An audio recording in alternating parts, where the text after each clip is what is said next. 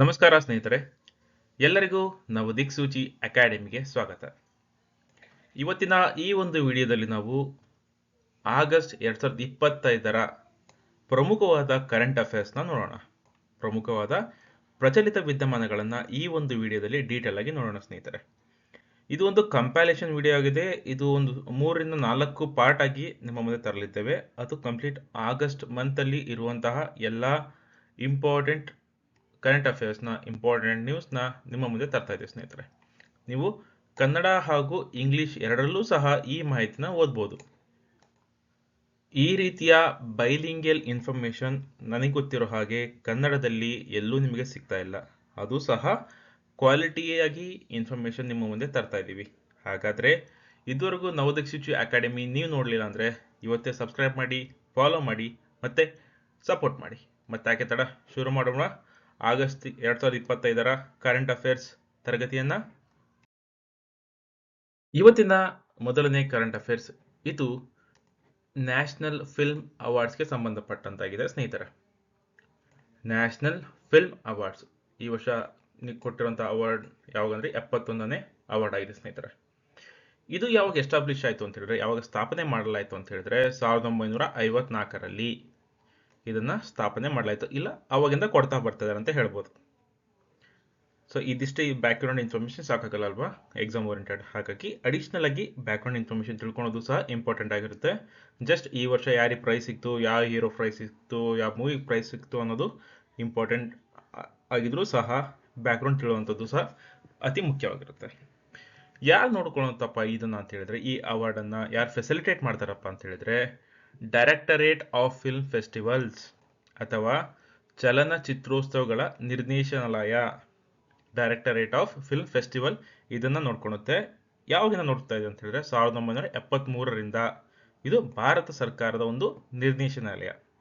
ಆದರೆ ಇದರ ಒಂದು ನೋಡಲ್ ಮಿನಿಸ್ಟ್ರಿ ಯಾವ್ದಪ್ಪ ಅಂತ ಹೇಳಿದ್ರೆ, ಮೇನ್ ಮಿನಿಸ್ಟ್ರಿ ಯಾವ್ದು ಅಂಡರ್ಲ ಬರುತ್ತಿದಪ್ಪ ಅಂತ ಹೇಳಿದ್ರೆ ministry of information and broadcasting ಅಥವಾ ಮಾಹಿತಿ ಮತ್ತು ಪ್ರಸಾರ ಸಚಿವಾಲಯದ ಅಡಿಯಲ್ಲಿ ಇದು ಕಾರ್ಯನಿರ್ವಹಿಸುತ್ತೆ. ಯಾವುದು? Directorate of film festival. ಯಾವಾಗ ಶುರು ಆಯಿತು? 1954ರಲ್ಲಿ. ಯಾವಾಗಿಂದ ಇದು ನೋಡ್ಕೊಳ್ಳುತ್ತೆ? 1973ರಲ್ಲಿ. ಯಾವ್ದ್ರ ಅಡಿಗೆ ಬರುತ್ತೆ? Ministry of information and broadcasting, ಮಾಹಿತಿ ಮತ್ತು ಪ್ರಸಾರ ಸಚಿವಾಲಯ ಅಡಿಯಲ್ಲಿ. ಇದು ಇರುವಂತಹದ್ದು ಅಥವಾ ಈ ಪ್ರೈಸ್ ಡಿಸ್ಟ್ರಿಬ್ಯೂಷನ್ ನಡೆಯುವಂಥದ್ದು ವಿಜ್ಞಾನ ಭವನದಲ್ಲಿ ಇರುವಂಥದ್ದು, ಡೆಲ್ಲಿಯಲ್ಲಿ. ಮತ್ತೆ ಯಾರು ಪ್ರೆಸೆಂಟ್ ಮಾಡ್ತಾರಪ್ಪ ಅಂತ ಹೇಳಿದ್ರೆ ನ್ಯಾಷನಲ್ ಫಿಲ್ಮ್ ಡೆವಲಪ್ಮೆಂಟ್ ಕಾರ್ಪೊರೇಷನ್. ಆಗಲೇ ಹೇಳ್ದಾಗೆ ಯಾವಾಗಿಂದ ಶುರು ಮಾಡ್ತಿದ್ದಾರೆ ಅಂತ ಹೇಳಿದ್ರೆ 1954ರಲ್ಲಿ. ವಿಕಿಪೀಡಿಯಾದ ಒಂದು ಸ್ನಿಪ್ಪೆಟ್ ಹಾಕಿದ್ದೀವಿ, ಬಟ್ ಇದು ರೀಸೆಂಟ್ ಸ್ನಿಪ್ಪೆಟ್ ಅಲ್ಲ, ಸೊ ಇಗ್ನೋರ್ ಮಾಡ್ಬೋದು. ಹೈಲೈಟ್ ಮಾಡಿರೋಂಥ ಇನ್ಫಾರ್ಮೇಶನ್ ನೋಡಿದ್ರೆ ಸಾಕು. ಈ ಅವಾರ್ಡ್ನ ಹೇಗೆ ಸೆಲೆಕ್ಟ್ ಮಾಡ್ತಾರೆ ಅಥವಾ ಇದರ ಒಂದು ಸೆಲೆಕ್ಷನ್ ಪ್ರೊಸೆಸ್ ಹೇಗಿರುತ್ತೆ ಅಂತ ನೋಡಿದ್ರೆ, ಪ್ರತಿ ವರ್ಷ national panel appointed by the government select the winning entry ಅಥವಾ ಸರ್ಕಾರದಿಂದ ನೇಮಕಗೊಂಡ ರಾಷ್ಟ್ರೀಯ ಸಮಿತಿಯು ಪ್ರತಿ ವರ್ಷ ವಿಜೇತರನ್ನ ಆಯ್ಕೆ ಮಾಡ್ತಾರೆ. ಇದು ನಾರ್ಮಲ್ ಪ್ರೊಸೆಸ್ ಆಗಿರುತ್ತೆ. ಹಾಗೆ ಈ ಅವಾರ್ಡನ್ನು ಯಾರು ಪ್ರೆಸೆಂಟ್ ಮಾಡ್ತಾರೆ ಅಥವಾ ಈ ಅವಾರ್ಡನ್ನು ಯಾರು ಪ್ರಶಸ್ತಿ ಪ್ರದಾನ ಮಾಡ್ತಾರೆ ಅಂತ ಹೇಳಿದ್ರೆ ಅದು ಭಾರತದ ರಾಷ್ಟ್ರಪತಿಗಳು. President of India presents the award. ಎಲ್ಲಿ? ನವದೆಹಲಿಯಲ್ಲಿ ಇರುವಂಥದ್ದು ವಿಜ್ಞಾನ ಭವನದಲ್ಲಿ. ಯಾವ್ದಾದ್ರು ಪ್ರಿಲಿಮ್ಸ್ ಅಲ್ಲಿ ಸಹ ಒಂದು ಮಲ್ಟಿಪಲ್ ಚಾಯ್ಸ್ ಕ್ವಶನ್ ಅಲ್ಲಿ ಕೇಳ್ಬೋದು, who presents the national film awards ಅಂತ ಹೇಳಿ. ಆಪ್ಷನ್ಸ್ ಇರ್ಬೋದು, ಪ್ರೆಸಿಡೆಂಟ್, ಪ್ರೈಮ್ ಮಿನಿಸ್ಟರ್ ಇರ್ಬೋದು, ಸ್ಪೀಕರ್ ಇರ್ಬೋದು, ಮತ್ತು ಬೇರೆ ಯಾವ್ದಾದ್ರು ಒಂದು ಎಕ್ಸಾಂಪಲ್ ಇರ್ಬೋದು. ಸೊ ಇದಕ್ಕೆ ಸರಿಯಾದ ಉತ್ತರ ಯಾವ್ದಪ್ಪ ಅಂತ ಹೇಳಿದ್ರೆ president of India presents the national film awards ಸರಿಯಾದ ಉತ್ತರ ಸ್ನೇಹಿತರೆ. ಮೊದಲನೆಯ ನ್ಯಾಷನಲ್ ಫಿಲ್ಮ್ ಅವಾರ್ಡ್ಸ್ ಕೊಟ್ಟಿದ್ದಂಥದ್ದು 1954ರಲ್ಲಿ. ಆಗಲೇ ಹೇಳಿದಾಗೆ ಪ್ರೆಸಿಡೆಂಟ್ ಇದನ್ನ ಪ್ರೆಸೆಂಟ್ ಮಾಡ್ತಾರಲ್ವಾ, ಅವಾಗಿನ ಪ್ರೆಸಿಡೆಂಟ್ ಯಾರಪ್ಪ ಆಗಿದ್ರೆ ಅಂದರೆ ರಾಜೇಂದ್ರ ಪ್ರಸಾದ್ ಅವರು. ಯಾವ ಫಿಲ್ಮ್ ಕೊಟ್ಟಿದ್ದಂದ್ರೆ ಸಾಮ್ಶಿ ಆಯಿ ಅನ್ನೋ ಒಂದು ಪಿಕ್ಚರ್ಗೆ ಪ್ರಶಸ್ತಿಯನ್ನು ಪ್ರದಾನ ಮಾಡಲಾಯಿತು. ಅವಾಗ 1954ರಲ್ಲಿ ಅದು ಮೊದಲನೇ ನ್ಯಾಷನಲ್ ಫಿಲ್ಮ್ ಅವಾರ್ಡ್ ಆಗಿದೆ. ಅದೇ ಮಾಹಿತಿನ ನಿಮ್ಮ ಮುಂದೆ ಇಲ್ಲಿಟ್ಟಿದ್ದೀವಿ ಸ್ನೇಹಿತರೆ. ಯಾಕೆ, ಇದರ ಉದ್ದೇಶವೇನು, ಯಾಕೆ ಬೇಕಿದು ನ್ಯಾಷನಲ್ ಫಿಲ್ಮ್ ಅವಾರ್ಡ್ಸ್ ಅಂತ ಹೇಳಿದ್ರೆ ಅದಕ್ಕೆ 3 ಪ್ರಮುಖವಾದ ಪಾಯಿಂಟ್ಸ್ ನಿಮ್ಮ ತಂದಿಟ್ಟಿದ್ದೀವಿ ಸ್ನೇಹಿತರೆ. ಮೊದಲನೇದಾಗಿ ಭಾರತೀಯ ಚಲನಚಿತ್ರೋತ್ಸವದ ಬೆಳವಣಿಗೆಗೆ ಉತ್ತೇಜನ ನೀಡಲು, ಹಾಗೆ ವಿಭಿನ್ನ ಭಾಷಾ, ಸಂಸ್ಕೃತಿ ಮತ್ತು ಸಾಮಾಜಿಕ ವಿಷಯಗಳನ್ನು ಒಳಗೊಂಡ ಚಿತ್ರಗಳನ್ನು ಗುರುತಿಸುವಂಥದ್ದು. ಹಾಗೆ ಹೊಸ ಪ್ರತಿಭೆಗಳಿಗೆ ಒಂದು ಪ್ಲಾಟ್ಫಾರ್ಮ್ ಅನ್ನು ನೀಡಲು ಸಹ ಈ ಒಂದು ಪ್ರಮುಖ ಉದ್ದೇಶವಾಗಿದೆ ನ್ಯಾಷನಲ್ ಫಿಲ್ಮ್ ಅವಾರ್ಡ್ಸ್ದು. ಮತ್ತು ಈ ಪ್ರಶಸ್ತಿಯಲ್ಲಿ ಏನಿರುತ್ತೆ? ಪ್ರಮುಖವಾಗಿ 3 ಭಾಗಗಳಿರುತ್ತೆ. ಪ್ರತಿ ವಿಜೇತರಿಗೆ ರಾಷ್ಟ್ರಪತಿಗಳಿಂದ ಪದಕ ಇರುತ್ತೆ, ಹಾಗೆ ಒಂದು ಸನ್ಮಾನ ಸರ್ಟಿಫಿಕೇಟ್ ಸಹ ಇರುತ್ತೆ, ಹಾಗೆ ಕೆಲವೊಂದು ವಿಭಾಗಗಳಿಗೆ ಮಾತ್ರ ನಗದು ಬಹುಮಾನ ಇರುತ್ತೆ ಸ್ನೇಹಿತರೆ. ಇವು ಪ್ರಮುಖವಾದ ಮಾಹಿತಿ ಪ್ರಶಸ್ತಿಗೆ ಸಂಬಂಧಪಟ್ಟಂತಾಗಿತ್ತು. ಮಲ್ಟಿಪಲ್ ಚಾಯ್ಸಲ್ಲಿ ಕೇಳ್ಬೋದು, ಯಾರು ಪ್ರೆಸೆಂಟ್ ಮಾಡ್ತಾರೆ, ಪ್ಲಸ್ ಇದಕ್ಕೆ ನಗದು ಬಹುಮಾನ ಎಲ್ಲದಕ್ಕೂ ಇರುತ್ತಾ, ಇಲ್ಲ ಕೆಲವೊಂದು ವಿಭಾಗಗಳಿಗೆ ಮಾತ್ರ ಇರುತ್ತೆ ಅನ್ನೋದು ಸಹ ನೀವು ಗಮನದಲ್ಲಿ ಇಟ್ಕೋಬೇಕು. ಇವಿಷ್ಟು ನ್ಯಾಷನಲ್ ಫಿಲ್ಮ್ ಅವಾರ್ಡ್ಸ್ಗೆ ಸಂಬಂಧಪಟ್ಟಂಥ ಒಂದು ಬ್ಯಾಕ್ಗ್ರೌಂಡ್ ಇನ್ಫಾರ್ಮೇಷನ್ ಆಗಿದ್ರೆ, ಈ ವರ್ಷದ ನ್ಯಾಷನಲ್ ಅವಾರ್ಡ್ಸ್ ಬಗ್ಗೆ ನೋಡೋಣ. ಆಗಲೇ ಹೇಳಿದಾಗೆ ಈ ವರ್ಷ 71ನೇ ನ್ಯಾಷನಲ್ ಫಿಲ್ಮ್ ಅವಾರ್ಡ್ಸ್ನ ನೀಡಲಾಯಿತು. ಯಾವುದಪ್ಪ ಅದು ಮೂವಿ ಅಂತ ಹೇಳಿದ್ರೆ, ಬೆಸ್ಟ್ ಫೀಚರ್ ಫಿಲ್ಮ್ ಅಂದರೆ 12th fail, best actor Shahrukh Khan ಮತ್ತು ವಿಕ್ರಮ್ ಮಸೈ ಜವಾನ್ ಮತ್ತು 12th ಫೇಲ್ಗೆ. ಬೆಸ್ಟ್ ಆಕ್ಟ್ರೆಸ್ ರಾಣಿ ಮುಖರ್ಜಿ ಅವರಿಗೆ ನೀಡಲಾಗಿದೆ, Mrs Chatterjee versus Norway. Best director Sudipto Sen ಅನ್ನೋ ಒಬ್ಬ ಡೈರೆಕ್ಟರ್ಗೆ ನೀಡಲಾಗಿದೆ. ಅವ್ರ ಮೂವಿ ಕೇರಳ ಸ್ಟೋರಿ ಅಂತ ಒಂದು ಮಾಡಿದ್ದಾರೆ. ಹಾಗೆ ಕೆಲವೊಂದು ಬೇರೆ ಕ್ಯಾಟಗರೀಸಲ್ಲಿ ನೋಡುತ್ತಿತ್ತು ಅಂದರೆ, best popular film providing wholesome entertainment, ಈ ಒಂದು ಕ್ಯಾಟಗರಿಯಲ್ಲಿ ರಾಕಿ ಔರ್ ರಾಣಿ ಕಿ ಪ್ರೇಮ್ ಕಹಾನಿ ಅನ್ನೋ ಒಂದು ಹಿಂದಿ ಮೂವಿಗೆ ಪ್ರಶಸ್ತಿ ನೀಡಲಾಗಿದೆ ಸ್ನೇಹಿತರೆ. ಹಾಗೆ ಈ ಒಂದು ನಾನ್ ಫೀಚರ್ ಫಿಲ್ಮ್ಸಲ್ಲಿ ನೋಡೋದಿತ್ತು ಅಂದರೆ, ಬೆಸ್ಟ್ ಸ್ಕ್ರಿಪ್ಟ್ ಅನ್ನೋದಕ್ಕೆ sunflowers were the first one to know, ಈ ಒಂದು ಕನ್ನಡ ನಾನ್ ಫೀಚರ್ ಫಿಲ್ಮ್ಗೆ ಪ್ರಶಸ್ತಿ ಸಹ ನೀಡಲಾಗಿದೆ ಚಿದಾನಂದ್ ನಾಯಕ್ ಅವರಿಗೆ. ನ್ಯಾಷನಲ್ ಫಿಲ್ಮ್ ಅವಾರ್ಡ್ಸ್ನ ಪ್ರೈಸ್ ಮನಿ ಕಡೆ ನೋಡೋದಿತ್ತು ಅಂದರೆ, ಅಥವಾ ಬಹುಮಾನದ ಮೊತ್ತದ ಪರಿಷ್ಕರಣೆ ಬಗ್ಗೆ ನೋಡೋದಿತ್ತು ಅಂದರೆ, ದಾದಾ ಸಾಹೇಬ್ ಫಾಲ್ಕೆ ಅವಾರ್ಡನ್ನು ಮೊದಲು 10 ಲಕ್ಷನ ಕೊಡ್ತಾ ಇದ್ರು ಆಸ್ ಅ ಪ್ರೈಸ್ ಮನಿಯಾಗಿ. ಇವಾಗ 15 ಲಕ್ಷ ಕೊಡ್ತಾ ಇದ್ದಾರೆ ದಾದಾ ಸಾಹೇಬ್ ಫಾಲ್ಕೆ ಪ್ರಶಸ್ತಿಗೆ.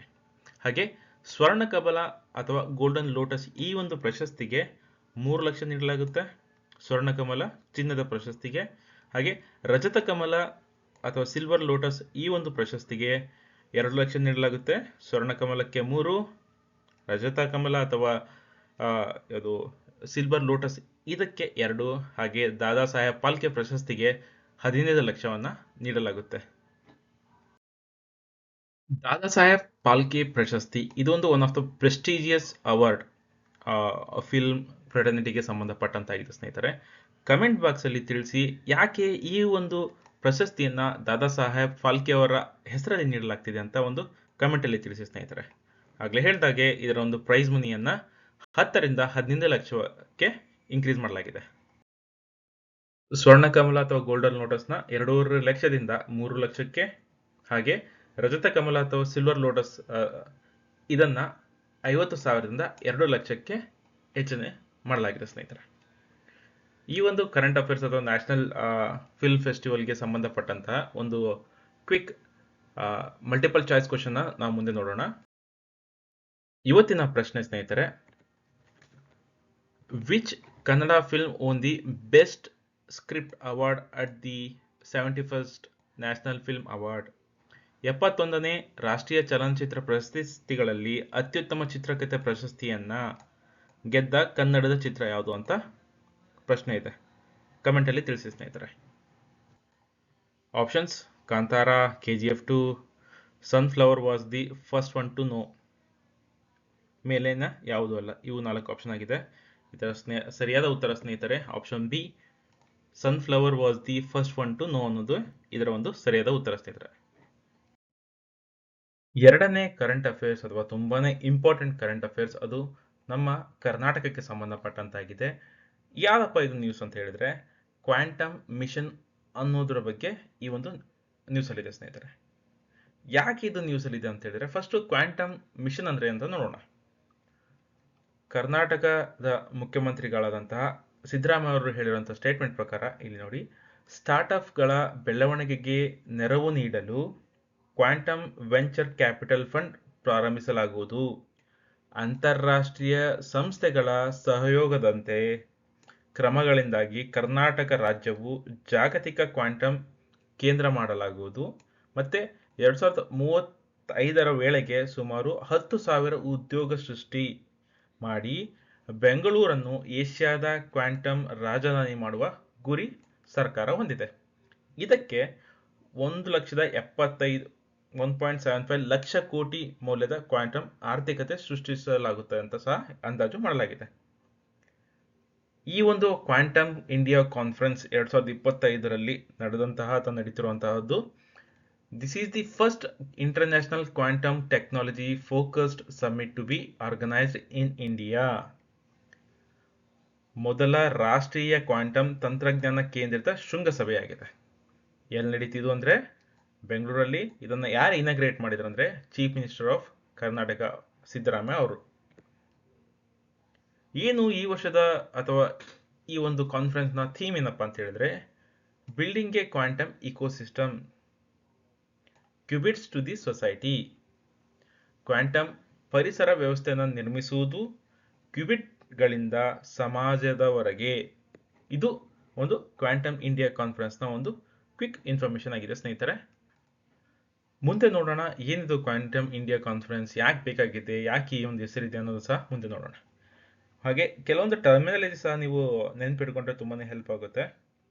ಕ್ಯೂಟಿ ಅಥವಾ ಇದನ್ನ ಕ್ವಾಂಟಮ್ ಅಂತ ಸಹ ಕರೀತಾರೆ. ಈ ಒಂದು ಕ್ಯೂಟಿ ಅಥವಾ ಕ್ವಾಂಟಮ್ ನಗರವನ್ನ ಸ್ಥಾಪಿಸುವಂತ ಒಂದು ಗುರಿ ಸಹ ಹೊಂದಿದೆ. ಹಾಗೆ ಕ್ವಾಂಟಮ್ ಮಿಷನ್ ಆರಂಭಿಸುವುದು ಸಹ ಗುರಿಯಾಗಿದೆ, ಆಲ್ರೆಡಿ ಹೇಳಿದಲ್ವಾ. ಈ ಒಂದು ಕಾನ್ಫರೆನ್ಸ್ ಅಲ್ಲಿ ಕೆಲವೊಂದು ಕೀ ಪಾಯಿಂಟ್ಸ್ ನ ಅನೌನ್ಸ್ ಮಾಡಲಾಯಿತು. ಈ ಒಂದು ಕಾನ್ಫರೆನ್ಸ್ ಅಲ್ಲಿ ಯಾವಪ್ಪ ಅಂತ ಹೇಳಿದ್ರೆ, ಕರ್ನಾಟಕವನ್ನ ಕ್ವಾಂಟಮ್ ಕೇಂದ್ರವಾಗಿ ಮಾಡುವುದು ಯಾವಾಗ 2035ರೊಳಗೆ. ಹಾಗೆ 10,000 ಉದ್ಯೋಗ ಸೃಷ್ಟಿಯನ್ನು ಮಾಡುವುದು ಸಹ ಇದರ ಒಂದು ಗುರಿಯಾಗಿದೆ ಸ್ನೇಹಿತರೆ. ಮತ್ತೆ ಏಷ್ಯಾದ ಕ್ವಾಂಟಮ್ ರಾಜಧಾನಿಯಾಗಿ ಬೆಂಗಳೂರನ್ನ ಮಾಡುವಂಥದ್ದು. ಏಷ್ಯಾದ ಕ್ವಾಂಟಮ್ ರಾಜಧಾನಿಯಾಗಿ ಬೆಂಗಳೂರನ್ನ ಮಾಡುವಂಥದ್ದು ಯಾವಾಗ 2035ರ ಒಳಗೆ. ಇದಕ್ಕೆ ಸುಮಾರು 1,75 ಲಕ್ಷ ಕೋಟಿಯಷ್ಟು ಬಿಲಿಯನ್ ಡಾಲರ್ ಅಷ್ಟು ಇದಕ್ಕೆ ಬರುವಂತಹ ಒಂದು ಊಹೆ ಸಹ ಇದೆ. ಸುಮಾರು 20 ಬಿಲಿಯನ್ ಡಾಲರ್ ಅಷ್ಟು. ಇದು ಮೇನ್ ಒಂದು ರೀಸನ್ ಆಗಿದೆ ಸ್ನೇಹಿತರೆ. ಯಾವಾಗ ನಡೀತಪ್ಪ ಆಯ್ತು ಅಂತ ಹೇಳಿದ್ರೆ, ಜುಲೈ 31 ಮತ್ತು ಆಗಸ್ಟ್ 1ರಂದು ಇದು ನಡೀತು. ವಿಶ್ವದ ಪ್ರಖ್ಯಾತ ವಿಜ್ಞಾನಿಗಳು ಇದರಲ್ಲಿ ಭಾಗಿಯಾಗಿದ್ರು ಸ್ನೇಹಿತರೆ. ಕ್ವಾಂಟಮ್ ಇಂಡಿಯಾ ಕಾನ್ಫರೆನ್ಸ್ಗೆ ಸಂಬಂಧಪಟ್ಟಂತಹ ಒಂದು ಕರೆಂಟ್ ಅಫೇರ್ಸ್ ಅಥವಾ ಒಂದು ಕ್ವಿಜ್ ಅನ್ನು ನೋಡೋಣ. Multiple choice questions. Where did the quantum India conference 2025 taken place? Quantum India ಸಮಾವೇಶ 2025 ಎಲ್ಲಿ ನಡೆಯಿತು? ಆಪ್ಷನ್ಸ್: ಬೆಂಗಳೂರು, ಮುಂಬೈ, ನವದೆಹಲಿ, ಚೆನ್ನೈ. ಸರಿಯಾದ ಉತ್ತರ ಕಮೆಂಟ್ ಅಲ್ಲಿ ತಿಳಿಸಿ ಸ್ನೇಹಿತರೆ. ಇದರ ಸರಿಯಾದ ಉತ್ತರ ಬೆಂಗಳೂರು. ಇದು ನಡೆದಂತಹದ್ದು ಮೊದಲನೇ ಕ್ವಾಂಟಮ್ ಕಾನ್ಫರೆನ್ಸ್ ಆಗಿದೆ. Next current affairs. ಇದು India's first green hydrogen plant. ಭಾರತದ ಮೊದಲ ಹಸಿರು ಹೈಡ್ರೋಜನ್ ಘಟಕಕ್ಕೆ ಸಂಬಂಧಪಟ್ಟಂತಾಗಿದೆ. ದೀನ್ ದಯಾಳ್ ಪೋರ್ಟ್ ಅಂತ ಕರೀತಾರೆ ಇದನ್ನ. ಅದಿರುವಂತಹದ್ದು ಕಾಂಡ್ಲಾದಲ್ಲಿ. ಇದರ ಮೇನ್ ಉದ್ದೇಶ ಅಂತಾನು ಕೆಳಗಡೆ ನೋಡೋಣ. It's an India's first 1 megawatt green hydrogen plant ಅನ್ನ ಇಲ್ಲಿ ಮಾಡಲಾಗುತ್ತೆ. ಯಾರು ಮಾಡ್ತಿದಾರಪ್ಪ ಅಂತ ಹೇಳಿದ್ರೆ L&T ಅವರು, ಲಾರ್ಸನ್ ಅಂಡ್ ಟರ್ಬೋ ಈ ಕಂಪ್ನಿಯವರು ಇದನ್ನ ಮಾಡ್ತಾ ಇದ್ದಾರೆ ಕನ್ಸ್ಟ್ರಕ್ಷನ್. ಇದರ ಒಂದು ಕ್ವಿಕ್ ಡೀಟೇಲ್ಸ್ ನೋಡೋಣ. ಸ್ಥಳ ದೀನ್ ದಯಾಳು ಬಂದರು. ಇದಿರುವಂಥದ್ದು ಗುಜರಾತ್ ಅಲ್ಲಿ. ಯಾವಾಗ ಶುರು ಮಾಡಿದ್ದಾರೆ ಅಂತ ಹೇಳಿದ್ರೆ ಜುಲೈಲಿ ಶುರು ಮಾಡಿದ್ದಾರೆ. ಉದ್ಘಾಟನೆ ಎಲ್ಲಾಯ್ತು ಅಂತ ಹೇಳಿದ್ರೆ ಅಥವಾ ಯಾರು ಮಾಡಿದ್ರು ಅಂದ್ರೆ ಸರ್ವಾನಂದ ಸೋನಾವಾಲ್ ಇವರು ಕೇಂದ್ರ ಸಚಿವರಾಗಿದ್ದಾರೆ, ಯೂನಿಯನ್ ಮಿನಿಸ್ಟರ್. ಇದರ ಸಾಮರ್ಥ್ಯ ಅಥವಾ ಘಟಕದ ಕೆಪಾಸಿಟಿ ನೋಡೋಣ. 1 ಮೆಗಾವ್ಯಾಟ್ ವಿಸ್ತರಣೆ, 10 ಮೆಗಾವ್ಯಾಟ್ ವರೆಗೂ ಸಹ ಇದನ್ನ ವಿಸ್ತರಣೆ ಮಾಡಬೇಕಂತ ಗುರಿ ಇದೆ. ಮತ್ತೆ ಪ್ರೊಡಕ್ಷನ್ ಅಥವಾ ಉದ್ಘಾಟನೆ ಇದು ಯಾವಾಗ ಆಗುತ್ತಂದ್ರೆ ಪ್ರತಿ ವರ್ಷಕ್ಕೆ 140 ಟನ್ ಹೈಡ್ರೋಜನ್ ಇದನ್ನ ತಯಾರು ಮಾಡುವ ಅಥವಾ ಉತ್ಪಾದನೆ ಮಾಡುವಂತ ಒಂದು ಗುರಿ ಹೊಂದಿದೆ. ಯಾಕೆ ಬೇಕು ಇದಪ್ಪ ಅಂತ ಹೇಳಿದ್ರೆ ಇದರ ಯೂಸೇಜ್ ನೋಡೋಣ. ಬಸ್ಗಳಲ್ಲಿ, ಲೈಟಿಂಗ್ಗಳಲ್ಲಿ, ಬಂದರು ಕಾರ್ಯಗಳಲ್ಲಿ ಇದಕ್ಕೆ ಬೇಕಾಗಿರುತ್ತೆ. ಮತ್ತೆ ಟೆಕ್ನಾಲಜಿ ಕಡೆ ನೋಡೋದಿತ್ತು ಅಂದ್ರೆ ಇದು ಸಂಪೂರ್ಣವಾಗಿ ಮೇಕ್ ಇನ್ ಇಂಡಿಯಾ ಅದ ಒಂದು ಇನಿಷಿಯೇಟಿವ್ ಆಗಿದೆ. ಮತ್ತೆ ಫುಲ್ಲಿ ಇಂಡಿಜಿನಿಯಸ್ ಅಥವಾ ಸಂಪೂರ್ಣವಾಗಿ ಭಾರತದಲ್ಲೇ ಮಾಡುವಂತಹ, ಭಾರತದ ಟೆಕ್ನಾಲಜಿ ಯೂಸ್ ಮಾಡ್ಕೊಂಡು ಮಾಡುವಂತಹ ಒಂದು ಹಸಿರು ಹೈಡ್ರೋಜನ್ ಘಟಕವಾಗಿದೆ. ಗ್ರೀನ್ ಹೈಡ್ರೋಜನ್ ಪ್ಲಾಂಟ್ ಆಗಿದೆ. ಮತ್ತೆ ಇದರ ಮುಖ್ಯ ಉದ್ದೇಶ ನೋಡೋಣ. ಮ್ಯಾರಿಟೈಮ್ ಇಂಡಿಯಾ ವಿಷನ್ 2030 ಇದರ ಒಂದು ಗುರಿಯಾಗಿದೆ. ನೆಟ್ ಝೀರೋ ಇಂಡಿಯಾ ಬೈ 2070 ಇದರ ಒಂದು ಮುಖ್ಯವಾದ ಆಬ್ಜೆಕ್ಟಿವ್ ಅಥವಾ ಗುರಿಯಾಗಿದೆ ಸ್ನೇಹಿತರೆ. ಇವಿಷ್ಟು basic information, please note down ಮಾಡ್ಕೊಳ್ಳಿ. ತುಂಬಾನೇ ಇಂಪಾರ್ಟೆಂಟ್ ಇನ್ಫಾರ್ಮೇಶನ್ ಆಗಿದೆ. ಇರುವಂತಹದ್ದು ದೀನ್ ದಯಾಳ್ ಪೋರ್ಟ್ ಅಥಾರಿಟಿ ಇದನ್ನು ನೋಡ್ಕೊಳ್ಳುತ್ತೆ. ಇರುವಂತದ್ದು ಕಾಂಡ್ಲಾ, ಗುಜರಾತ್ ಅಲ್ಲಿ ಬಂದರಲ್ಲಿ 1 ಮೆಗಾವ್ಯಾಟ್ ಹಸಿರು ಜಲಜನಕ ಸ್ಥಾವರ ಆಗಿರುತ್ತೆ. ಇದು ಹೈಡ್ರೋಜನ್ ಪ್ರತಿ ವರ್ಷ 140 ಮೆಟ್ರಿಕ್ ಟನ್ ಅಷ್ಟು ಉತ್ಪಾದನೆ ಮಾಡುತ್ತೆ. ಹಾಗೆ ಇದೊಂದು ಕಂಪ್ಲೀಟ್ ಮೇಡ್ ಇನ್ ಇಂಡಿಯಾದ ಗ್ರೀನ್ ಟಗ್ ಇನಿಷಿಯೇಟಿವ್ ಆಗಿದೆ ಸ್ನೇಹಿತರೆ. ಇಂಡಿಯಾಸ್ ಫಸ್ಟ್ ಫುಲ್ಲಿ ಎಲೆಕ್ಟ್ರಿಕ್ ಒಂದು ಇನಿಷಿಯೇಟಿವ್ ಆಗಿದೆ. ಇದರ ಉಸ್ತುವಾರಿಯನ್ನು ನೋಡ್ಕೊಂತ ಇರೋದು union ಗೌರ್ಮೆಂಟ್ನ ministry of ports and shipping. ಈ ಒಂದು ಮಿನಿಸ್ಟ್ರಿ ನೋಡ್ಕೊತಾ ಇದೆ ಸ್ನೇಹಿತರೆ. ಇದು ಕಂಪ್ಲೀಟ್ ಆಗಿ India's first indigenous hydrogen plant ಆಗಿದೆ ಸ್ನೇಹಿತರೆ. ಪ್ರಿವಿಯಸ್ ಕರೆಂಟ್ ಅಫೇರ್ಗೆ ಸಂಬಂಧಪಟ್ಟಂತಹ ಒಂದು ಕ್ವಿಕ್ ಮಲ್ಟಿಪಲ್ ಚಾಯ್ಸ್ ನೋಡೋಣ. ಇಲ್ಲಿ where is the India's first 1 megawatt green hydrogen plant setup? ಭಾರತದ ಮೊದಲ 1 ಮೆಗಾವ್ಯಾಟ್ ಹಸಿರು ಜಲಜನಕ ಸ್ಥಾವರವನ್ನ ಎಲ್ಲಿ ಸ್ಥಾಪನೆ ಮಾಡಲಾಗಿದೆ ಅಂತ ಹೇಳಿ ಕ್ವಶನ್ ಆಗಿದೆ ಸ್ನೇಹಿತರೆ. A Udaya Sarovar in Jharkhand, B Tirthangarh in Tamil Nadu, C Deen Dayal port authority DPA Gujarat, D in Udaipur Rajasthan.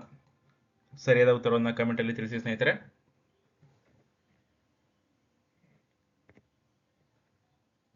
ಸರಿಯಾದ ಉತ್ತರ option C, Deen Dayal port authority ಇರುವಂತದ್ದು ಗುಜರಾತ್ ಅಲ್ಲಿ. ಮುಂದಿನ ಕರೆಂಟ್ ಅಫೇರ್ಸ್, ಇದು ಒಂದು ಪ್ರಶಸ್ತಿಗೆ ಸಂಬಂಧಪಟ್ಟಂತಾಗಿದೆ. ಯಾಕಪ್ಪ ಇದು ನ್ಯೂಸ್ ಅಲ್ಲಿ ಇದೆ ಅಂತ ಹೇಳಿದ್ರೆ, ಇತ್ತೀಚೆಗೆ ಲೋಕಮಾನ್ಯ ತಿಲಕ್ ನ್ಯಾಷನಲ್ ಅವಾರ್ಡ್ ಇದನ್ನ ನೀಡಲಾಯಿತು. ಇದು 43ನೇ ಒಂದು ಅವಾರ್ಡ್ ಆಗಿದೆ ಸ್ನೇಹಿತರೆ.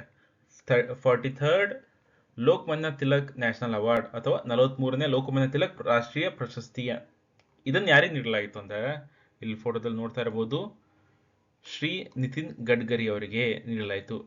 ಇವರು ಭಾರತದ ಯೂನಿಯನ್ ಮಿನಿಸ್ಟರ್ ಆಗಿದ್ದಾರೆ. ಯಾವುದಕ್ಕಂತ ಹೇಳಿದ್ರೆ ರೋಡ್ ಟ್ರಾನ್ಸ್ಪೋರ್ಟ್ ಅಂಡ್ ಹೈವೇಸ್, ಈ ಒಂದು ಮಿನಿಸ್ಟ್ರಿಗೆ ಇವರು ಮಿನಿಸ್ಟರ್ ಆಗಿದ್ದಾರೆ ಸ್ನೇಹಿತರೆ, ನಿತಿನ್ ಗಡ್ಕರಿ ಅವರು. ಯಾಕೆ ಇವರಿಗೆ ನೀಡಿದ್ದಾರೆ ಈ ಒಂದು ಪ್ರಶಸ್ತಿ ಅಂದ್ರೆ, ಅಂತದ್ದು ಏನ್ ಸಾಧನೆ ಮಾಡಿದೆ ಅಂತ ಹೇಳಿದ್ರೆ, ದೇಶದ ಪ್ರಗತಿಗೆ ಮತ್ತು ಮೂಲಸೌಕರ್ಯ ಅಭಿವೃದ್ಧಿಗೆ ನೀಡಿದಂತಹ ಒಂದು ಮಹತ್ವದ ಕೊಡುಗೆಗಳನ್ನು ಪರಿಗಣಿಸಿ, ಹಾಗೆ as a union minister of road transport and highways, ಇದರ ಮುಖಾಂತರ ಅವರು ಭಾರತದಾದ್ಯಂತ ರಸ್ತೆಗಳು, ಸೇತುವೆಗಳು, ಹೆದ್ದಾರಿಗಳನ್ನ ನಿರ್ಮಾಣ ಮಾಡುವುದರಲ್ಲಿ ಅವರ ಪ್ರಯತ್ನವನ್ನ, ಅವರ ಒಂದು ಕಾರ್ಯವನ್ನ ಪರಿಗಣಿಸಿ ಈ ಒಂದು ಪ್ರಶಸ್ತಿಯನ್ನು ನೀಡಲಾಗಿದೆ. The award is given in recognition of his significant contribution to the progress of the country and infrastructural development. His effort in the construction of roads, bridges, highways across India are particularly the reason in order to get 43rd Lokmanya Tilak national award. ಯಾರಿಗೆ ನೀಡಿದ್ದು? ನಿತಿನ್ ಗಡ್ಕರಿ ಅವರಿಗೆ.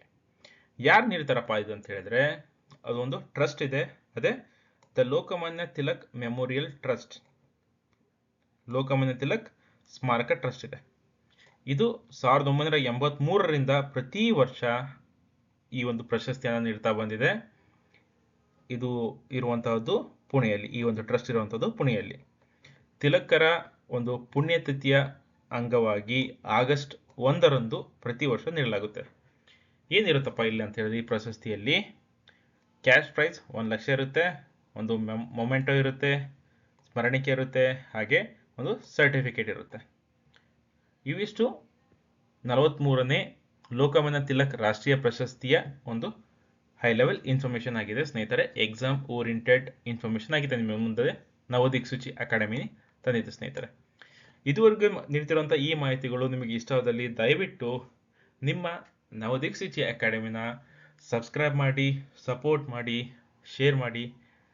ಹಾಗೆ ಮತ್ತು ಯಾವುದೇ ರೀತಿಯ ಒಂದು ಬೇರೆ ಬೇರೆ ವಿಡಿಯೋಸ್ ಇರ್ಬೋದು, ಅದು ಆಲ್ರೆಡಿ ನಮ್ಮ ನವದಿಕ್ಸೂಚಿ ಅಕಾಡೆಮಿ ಪ್ಲೇ ಲಿಸ್ಟಲ್ಲಿ ಇದೆ, ಅದನ್ನು ಸಹ ನೋಡಿ. ಯಾವುದೇ ರೀತಿಯ ಒಂದು ಫೀಡ್ಬ್ಯಾಕ್ ಇದ್ರೂ ಸಹ ಕಮೆಂಟಲ್ಲಿ ತಿಳಿಸಿ, ಅದನ್ನು ಇಂಪ್ರೂವ್ಮೆಂಟ್ ಮಾಡ್ಕೊಳ್ಳೋಂಥ ಒಂದು ಪ್ರಯತ್ನವನ್ನು ಡೆಫಿನೆಟ್ಲಿ ನಾವು ಮಾಡ್ತೀವಿ. ಹಾಗೆ ನವದಿಕ್ಸೂಚಿ ಅಕಾಡೆಮಿಯ ಗ್ಯಾರಂಟಿ ಮುಂಚೆನೇ ಹೇಳ್ದಂಗೆ ಕ್ವಾಲಿಟಿ ಇನ್ಫಾರ್ಮೇಷನ್ ಮುಂಚೆಯಿಂದ ಕೊಡ್ತಾ ಇದ್ದೀವಿ, ಮುಂದೆನೂ ಸಹ ಕೊಡ್ತಿದ್ದೀವಿ. ಕ್ಷಮರೆಯಲ್ಲಿ ಕೆಲವೊಂದು ಕಾರಣಗಳಿಂದ ಕನ್ಸಿಸ್ಟೆಂಟ್ ಆಗಿ ಕೆಲವೊಂದು ವೀಡಿಯೋಸ್ನ ಹಾಕೋಕ್ಕಾಗಿರಲಿಲ್ಲ. ಬಟ್ ಡೆಫಿನೆಟ್ಲಿ ನಮ್ಮ ಪ್ರಯತ್ನ ರೆಗ್ಯುಲರ್ ಆಗಿ ವೀಡಿಯೋಸ್ನ ನಿಮ್ಮ ಮುಂದೆ ನೀಡುವಂಥದ್ದು. ಹಾಗಾಗಿ ನಿಮ್ಮ ಸಪೋರ್ಟ್ ದಯವಿಟ್ಟು ಬೇಕಾಗಿರುತ್ತೆ. ಈ ಎಲ್ಲ ಪ್ಲಾಟ್ಫಾರ್ಮಲ್ಲಿ ನವದಿಕ್ಸೂಚಿ ಅಕಾಡೆಮಿ ಇದೆ, ಸಪೋರ್ಟ್ ಮಾಡಿ ಮತ್ತು ಹೆಲ್ಪ್ ಮಾಡಿ. ಕರೆಂಟ್ ಅಫೇರ್ಸ್ಗೆ ಸಂಬಂಧಪಟ್ಟಂಥ ಒಂದು question: who received the 43rd Lokmanya Tilak national award? Options: Sudha Murty, Nitin Gadkari, Narendra Modi, Sharad Pawar. ಇದರ ಸರಿಯಾದ ಉತ್ತರ ನಿತಿನ್ ಗಡ್ಕರಿ ಅವರು ಸ್ನೇಹಿತರೆ. ಅಬ್ಸರ್ವ್ ಮಾಡ್ತಿರ್ಬೋದು, ನಿಮ್ಮ ಈ ನವದಿಕ್ಸೂಚಿ ಅಕಾಡೆಮಿ ಬರೀ ಕರೆಂಟ್ ಅಫೇರ್ಸ್ ಕೊಡೋದಷ್ಟೇ ಅಲ್ಲ, ಎಕ್ಸಾಮಿಗೆ ಬೇಕಾದಂತಹ ಒಂದು ಕಂಪ್ಲೀಟ್ ಡೀಟೇಲ್ಡ್ ಇನ್ಫಾರ್ಮೇಷನ್ ನಿಮ್ಮ ಮುಂದೆ ಇಡ್ತಾ ಇದ್ದೀವಿ. ಅದರ ಜೊತೆ ಸಹ ನಿಮಗೆ ಒಂದು ಕ್ವಿಕ್ MCQ ಟೈಪ್ ಕ್ವಶನ್ಸು ಸಹ ನಿಮ್ಮ ಮುಂದೆ ಇಡ್ತಾ ಇದ್ದೀವಿ. So that you will be prepared. ಈ ಥರ ಕ್ವಶನ್ಸ್ಗೆ ಈ ಥರ ಒಂದು ಪ್ರಿಪ್ರೇಷನ್ ಬೇಕಾಗಿರುತ್ತೆ, ಈ ಒಂದು ಪ್ರಿಪ್ರೇಷನ್ಗೆ ಈ ಥರ ಒಂದು ಕಂಟೆಂಟ್ ಓದಬೇಕಾಗಿರುತ್ತೆ ಅಂತ ನಿಮಗೊಂದು ಕ್ಲಾರಿಟಿ ಸಿಗುತ್ತೆ. ಹಾಗಾಗಿ ನಮ್ಮ ಎಲ್ಲ ವಿಡಿಯೋಸಲ್ಲಿ ಈ ರೀತಿಯ ಒಂದು ಫಾರ್ಮೆಟ್ನ ನೀವು ಕಾಣ್ಬೋದು. ಮುಂದಿನ ಕರೆಂಟ್ ಅಫೇರ್ಸ್ ಇದು director general of railway protection force, DG of RPF of Indian railways, ಇದಕ್ಕೆ ಸಂಬಂಧಪಟ್ಟಂತಾಗಿದೆ. ಭಾರತೀಯ ರೈಲ್ವೆ ಸಂರಕ್ಷಣಾ ಪಡೆಯ ಡೈರೆಕ್ಟರ್ ಜನರಲ್ ಇದಕ್ಕೆ ಸಂಬಂಧಪಟ್ಟಂತಾಗಿದೆ. ಯಾಕಪ್ಪ ಇದು ಇವಾಗ ನ್ಯೂಸಲ್ಲಿದೆ ಅಂತ ಹೇಳಿದ್ರೆ, first women of DG of RPF ಆಗಿರುವಂಥದ್ದು ಸೊನಾಲಿ ಮಿಶ್ರಾ ಅವರು. ಹಾಗಾಗಿ ಇದು ನ್ಯೂಸಲ್ಲಿದೆ. ಯಾಕೆ ಇಷ್ಟು ವರ್ಷ ಬೇಕಾಗಿತ್ತು ಅಂತ ನೋಡಿದ್ರೆ, ಸುಮಾರು 143 ವರ್ಷಗಳ ಇತಿಹಾಸದಲ್ಲಿ ಇದೇ ಮೊದಲ ಬಾರಿಗೆ ಈ ಒಂದು DG ಆಫ್ RPF ಆಗಿರೋದು ಹೆಣ್ಣು ಮಕ್ಕಳು. ಹಾಗಾಗಿ ನ್ಯೂಸಲ್ಲಿದೆ. ಎಕ್ಸಾಮ್ ಓರಿಯೆಂಟೆಡ್ ತುಂಬಾ ಇಂಪಾರ್ಟೆಂಟ್ ಆಗಿದೆ. ಈ ನೋಟನ್ನು ಮೆನ್ಷನ್ ಮಾಡ್ಕೊಳ್ಳಿ. For the first time in its nearly 143 years history, ರೈಲ್ವೆಯಲ್ಲಿ DG RPF ಆಗಿರುವಂಥದ್ದು ಇವರು. ಹಿಸ್ಟಾರಿಕ್ ಪೋಸ್ಟ್ ನೋಡಿದ್ರೆ ಇವರು 1983ರ IPS ಬ್ಯಾಚ್ ಆಫೀಸರ್ ಆಗಿದ್ದಾರೆ. ಇವರು ಮಧ್ಯಪ್ರದೇಶದಿಂದ ಇದ್ದಾರೆ. ಸೊ ಹಾಗಾಗಿ ಇದು ಒಂದು ಹಿಸ್ಟಾರಿಕ್ ಒಂದು ಸ್ಥಾನವನ್ನು ಅಲಂಕರಿಸಿದ್ದಾರೆ ಅಂತ ಹೇಳ್ಬೋದು. ಯಾರು ಇದನ್ನ ಅಪಾಯಿಂಟ್ ಮಾಡಿದ್ರು ಅಥವಾ ಕಮಿಟಿ ಯಾರು ಅಪಾಯಿಂಟ್ ಮಾಡಿದ್ರು ಅಂತ ಹೇಳಿದ್ರೆ, the appointments committee of the cabinet has approved the appointment. ಸಂಪುಟದ ನೇಮಕಾತಿ ಸಮಿತಿಯು ಸೊನಾಲಿ ಮಿಶ್ರಾ ಅವರ ನೇಮಕಾತಿಗೆ ಅನುಮೋದನೆ ನೀಡಿದೆ. ಸೊ ಕಮೆಂಟಲ್ಲಿ ತಿಳಿಸಿ, ನಿಮಗೆ ಈ ಒಂದು ಕಮಿಟಿಯ ಬಗ್ಗೆ ಅಡಿಷನಲ್ ಇನ್ಫಾರ್ಮೇಷನ್ ಬೇಕಾಗಿ ತಿಳಿಸಿ. ಸೊ ಮುಂದಿನ ವಿಡಿಯೋದಲ್ಲಿ ಅದರ ಬಗ್ಗೆ ಅಡಿಷನಲ್ ಆಗಿ ನಾನು ನಿಮ್ಮ ಮುಂದೆ ತಂದಿರ್ತೀವಿ ಸ್ನೇಹಿತರೆ. DG ಆಫ್ RPF ಬಗ್ಗೆ ಒಂದು ಕ್ವಿಕ್ MCQ ನೋಡೋಣ. Who is the first women officer to be appointed as director general of railway protection force? Railway ಸಂರಕ್ಷಣಾ ಪಡೆಯ ಮಹಾನಿರ್ದೇಶಕರಾಗಿ ನೇಮಕಗೊಂಡ ಮೊದಲ ಮಹಿಳಾ ಅಧಿಕಾರಿ ಯಾರು? ಆಪ್ಷನ್ಸ್: ಅನಿತಾ ಭಟ್, ಸುಷ್ಮಾ ಸಿಂಗ್, ಕಿರಣ್ ಬೇಡಿ, ಸೊನಾಲಿ ಮಿಶ್ರಾ. ಸರಿಯಾದ ಉತ್ತರ ಸ್ನೇಹಿತರೆ ಆಪ್ಷನ್ ಸಿ, ಸೊನಾಲಿ ಮಿಶ್ರಾ. ಮುಂದಿನ ಕರೆಂಟ್ ಅಫೇರ್ಸ್ ಇದು ಒಂದು ಡಿಸೀಸ್ಗೆ ಸಂಬಂಧಪಟ್ಟಂತಾಗಿದೆ ಸ್ನೇಹಿತರೆ.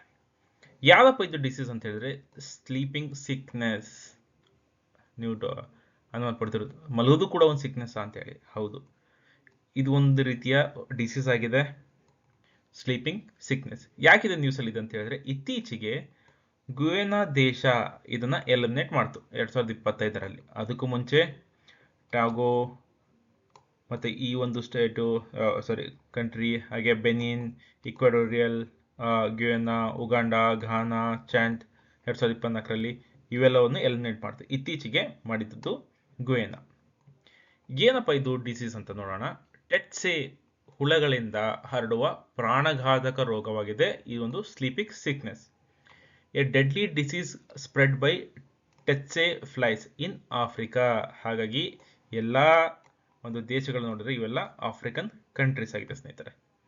ಏನು ಗುರಿ ಏನಪ್ಪ ಇದು WHO ವರ್ಲ್ಡ್ ಹೆಲ್ತ್ ಆರ್ಗನೈಸೇಷನ್ ಗುರಿ ಏನಂತ ಹೇಳಿದ್ರೆ 2030ರ ಒಳಗೆ ಇದನ್ನ ಸಂಪೂರ್ಣವಾಗಿ ನಿವಾರಣೆ ಮಾಡುವಂಥದ್ದು ಅಥವಾ ಎಲಿಮಿನೇಟ್ ಮಾಡುವಂಥದ್ದು. ಎಲ್ಲಿ? ಆಫ್ರಿಕಾದಲ್ಲಿ. ಯಾಕೆ ಇದು ಇಷ್ಟೊಂದು ಇಂಪಾರ್ಟೆಂಟ್ ಆಗಿದೆ ಅಂತ ಹೇಳಿದ್ರೆ, ಎಲಿಮಿನೇಟ್ ಮಾಡೋದು, ಎರಾಡಿಕೇಟ್ ಮಾಡೋದು ಅಂತ ಹೇಳಿದ್ರೆ, ರೋಗವನ್ನ ಸಾರ್ವಜನಿಕ ಆರೋಗ್ಯ ಸಮಸ್ಯೆಯಾಗಿ ನಿವಾರಿಸಿದ್ದಾರೆ. ಹಾಗೆ ಇದು ಪರಿಪೂರ್ಣ ಮೇಲ್ವಿಚಾರಣೆ, ತ್ವರಿತ ಚಿಕಿತ್ಸೆ, ಜನಜಾಗೃತಿಯ ಮುಖಾಂತರ ಇದನ್ನ ಎಲಿಮಿನೇಟ್ ಮಾಡುವಂತ ಇಂಪಾರ್ಟೆಂಟ್ ಆಗಿದೆ. Eliminated has public health problem. ಇದಕ್ಕೆ ಅನುಸರಿದಂತ ಕೀ ಫ್ಯಾಕ್ಟರ್ಸ್ ಯಾವ್ದಪ್ಪ ಅಂತ ಹೇಳಿದ್ರೆ surveillance, fast treatment, public awareness. ಈ ಒಂದು 3 ಕೀ ಫ್ಯಾಕ್ಟರ್ ಇಂದ ಇದನ್ನ ಎಲಿಮಿನೇಟ್ ಮಾಡಲಾಯಿತು. ಎಲ್ಲಿ? ಗುಯೆನಾದಲ್ಲಿ. ಇದಿರುವಂತದ್ದು ಆಫ್ರಿಕಾದಲ್ಲಿ. Sleeping sickness World Health Organisation has certified. ಹಾಗೆ ಗುಯೆನಾ ಜೊತೆ ಕೀನ್ಯಾ ಸಹ ಇದನ್ನ ಎಲಿಮಿನೇಟ್ ಮಾಡಲಾಯಿತು ಸ್ನೇಹಿತರೆ. Country that has eliminated human African trypanosomiasis HAT also known has sleeping sickness ಅಂತ ಇದನ್ನ ಪಬ್ಲಿಕ್ ಹೆಲ್ತ್ ಪ್ರಾಬ್ಲಮ್ ಆಗಿ ಇದು ಮಾಡಲಾಯಿತು. ಏನಪ್ಪ ಇದು ಮಾಡುತ್ತಂದ್ರೆ trypanosoma. It's an endemic in sub Saharan Africa. It is caused by protozoans of genus trypanosoma. ಇದು ಉಪಸಹಾರ ಆಫ್ರಿಕಾದ ಸ್ಥಳೀಯ ತಳಿಯಾಗಿದೆ ಅಥವಾ ಒಂದು ಸಾಂಕ್ರಾಮಿಕ ಒಂದು ಡಿಸೀಸ್ ಹರಡುವಂತ ಒಂದು ಇದಾಗಿದೆ. ಮತ್ತೆ ಟ್ರಿಪನೋಸೋಮಾ ಕುಲದ ಪ್ರೋಟೋಸೋಮ್ಗಳಿಂದಾಗಿ ಉಂಟಾಗುತ್ತೆ. ಮತ್ತೆ ಇದು ಆಗ್ಲೇ ಹೇಳಿದಾಗೆ ಟೆಟ್ಸೆ ಫ್ಲೈಸ್ ಇಂದ ಇದು ಹರಡುತ್ತೆ. It is transmitted to the humans through the bites of the tsetse flies. ಇದನ್ನ ಗ್ಲೋಸಿನಾ ಅಂತ ಸಹ ಕರೀತಾರೆ. That have acquired the parasites from infected humans or animals. Tsetse ನೊಣಗಳು ಇದು ಒಂದು ಸೋಂಕಿತ ಮಾನವರು ಅಥವಾ ಪ್ರಾಣಿಗಳಿಂದ ಪರಾವಲಂಬಿಗಳನ್ನು ಪಡೆದಿರುವ ಟೆಟ್ಸೆ ನೊಣಗಳು ಅಥವಾ ಗ್ಲೋಸಿನಾ ಕಡಿತದಿಂದ ಮನುಷ್ಯರಿಗೆ ಹರಡುತ್ತೆ ಸ್ನೇಹಿತರೆ. ಸೊ ಗ್ಯುಯೆನಾ ಜೊತೆ ನೀಡಲಾಯಿತು. ಅದಾದ ನಂತರ ಕೀನ್ಯಾಗೂ ಸಹ WHO ಈ ಒಂದು ಸ್ಲೀಪಿಂಗ್ ಸಿಕ್ನೆಸ್ ನ ಎರಾಡಿಕೇಟ್ ಮಾಡಿದೆ ಅಥವಾ ಎಲಿಮಿನೇಟ್ ಮಾಡಿದೆ ಅಂತ ಒಂದು HAT ನ ನೀಡಲಾಗಿದೆ ಸ್ನೇಹಿತರೆ. ಹ್ಯೂಮನ್ ಆಫ್ರಿಕನ್ ಟ್ರೆಪನೋಸೋಸಿಸ್ ಅಥವಾ ಸ್ಲೀಪಿಂಗ್ ಸಿಕ್ನೆಸ್ ನ ನೀಡಲಾಗಿದೆ ಸ್ನೇಹಿತರೆ. ಸ್ಲೀಪಿಂಗ್ ಸಿಕ್ನೆಸ್ ಗೆ ಸಂಬಂಧಪಟ್ಟಂತ ಒಂದು ಕರೆಂಟ್ ಅಫೇರ್ಸ್ ನೋಡೋಣ.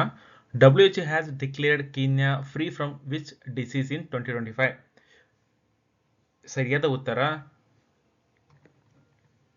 ಸ್ಲೀಪಿಂಗ್ ಸಿಕ್ನೆಸ್, ನಿದ್ರಾ ರೋಗವನ್ನ ಎರಾಡಿಕೇಟ್ ಮಾಡಲಾಗಿದೆ ಸ್ನೇಹಿತರೆ.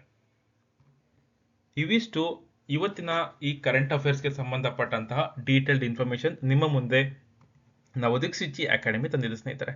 ನಮ್ಮ ಈ ಒಂದು ಪ್ರಯತ್ನ ನಿಮಗೆ ಇಷ್ಟವಾದಲ್ಲಿ, ನಮ್ಮ ಈ ಒಂದು ಕಂಟೆಂಟ್ ನಿಮಗೆ ಇಷ್ಟವಾದಲ್ಲಿ ದಯವಿಟ್ಟು ನವೋದಿಕ್ ಸ್ವಿಚಿ ಅಕಾಡೆಮಿನ ಸಬ್ಸ್ಕ್ರೈಬ್ ಮಾಡಿ, ಸಪೋರ್ಟ್ ಮಾಡಿ. ಹಾಗೆ ಯಾವುದೇ ರೀತಿಯ ಒಂದು ಇಂಪ್ರೂವ್ಮೆಂಟ್ ಇದ್ರೆ ದಯವಿಟ್ಟು ಕಮೆಂಟ್ ಬಾಕ್ಸಲ್ಲಿ ತಿಳಿಸಿ. ಹಾಗೆ ನಾವು ಫೇಸ್ಬುಕ್, ಇನ್ಸ್ಟಾಗ್ರಾಮ್ ಹಾಗೆ ಟೆಲಿಗ್ರಾಮಲ್ಲೂ ಸಹ ಇದ್ದೀವಿ. ನಮ್ಮ ಈ ಪ್ರಯತ್ನಗಳು ನಿಮಗೆ ಇಷ್ಟವಾದಲ್ಲಿ ಎಲ್ಲ ಪ್ಲಾಟ್ಫಾರ್ಮಲ್ಲೂ ಸಪೋರ್ಟ್ ಮಾಡಿ. ಹಾಗೆ ನಿಮ್ಮ ಒಂದು ಸಿಂಗಲ್ ಕ್ಲಿಕ್ ಅಥವಾ ಸಬ್ಸ್ಕ್ರೈಬ್ ಮಾಡೋದು ನಮಗೆ ತುಂಬಾನೇ ಒಂದು ಮೋಟಿವೇಶನ್ ಕೊಡುತ್ತೆ, ಹೊಸ ರೀತಿಯ ಒಂದು ವಿಡಿಯೋ ಮಾಡಲು, ಹೊಸ ರೀತಿಯ ಒಂದು ಕಂಟೆಂಟ್ನ ನಿಮ್ಮ ಮುಂದೆ ತರಲು.